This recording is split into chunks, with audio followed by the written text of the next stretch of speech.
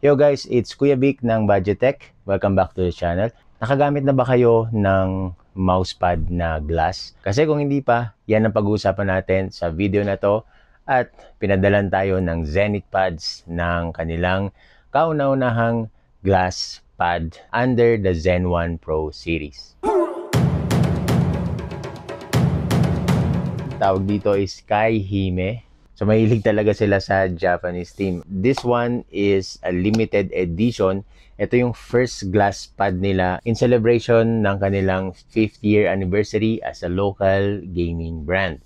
So pinadalan tayo ng isang unit out of 100. So swerte natin, pang ilang kaya tayo. Thank you so much Sir Ralph ng Zenith Pads for sending this in for review. Rest assured, ang review natin is unbiased at syempre always based on my personal experience and preference. So without further ado, tingnan natin kung anong meron dito sa glass pad na to. Let's go!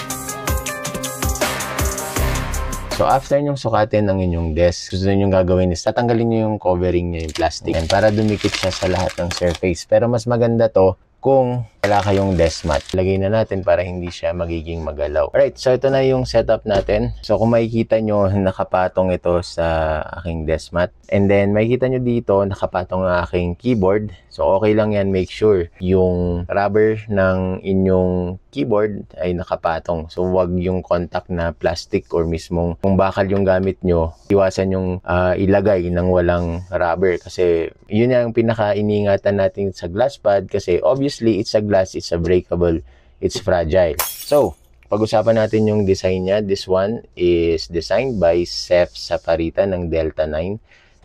Hindi pa ako familiar dun pero mag-research ako. Siguro sila, mga digital artist. So makita natin, sobrang ganda ng design nito. So ako mismo na-amaze sa art nito, sa visual niya.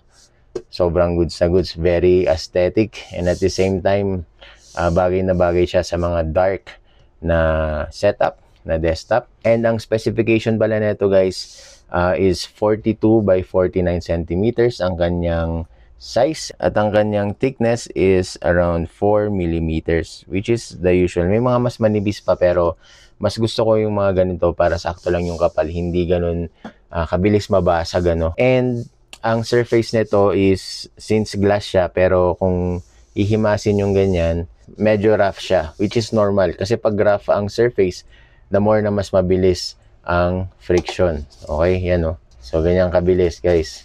Glass kasi yan So mag-game testing muna tayo ng ilang FPS na nilalaro ko.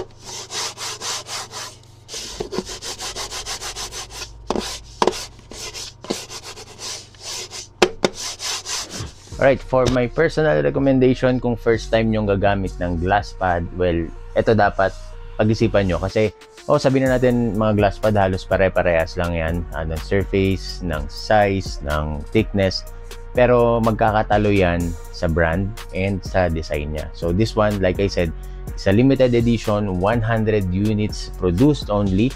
So swerte nyo kung isa kayo sa makakabili ng ganito dahil isa kayo sa 100 owners. Tsaka meron yung authenticity card to check para sa legitimacy na rin yun. So maganda rin ito pang personal collection kasi maganda yung design.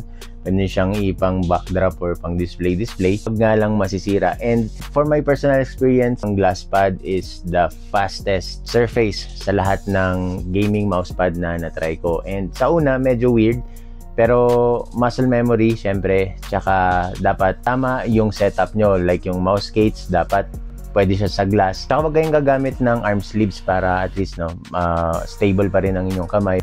Meron kayong stopping power. Sobrang easy to maintain lang ito. Pupunasan nyo lang naman, so pwedeng cloth lang yan. Pwede rin kayong gumamit ng mga glass cleaner tsaka microfiber cloths din. Yun na yun. So this one is priced around 4,500 only.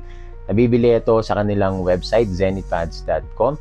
And makikita nyo kung ilan na lang yung natira. Currently sa website lang nila mabibili, kaya mas maganda i-message nyo na lang yung Zenith Pads. Sa Facebook mismo ba kayo mag-avail.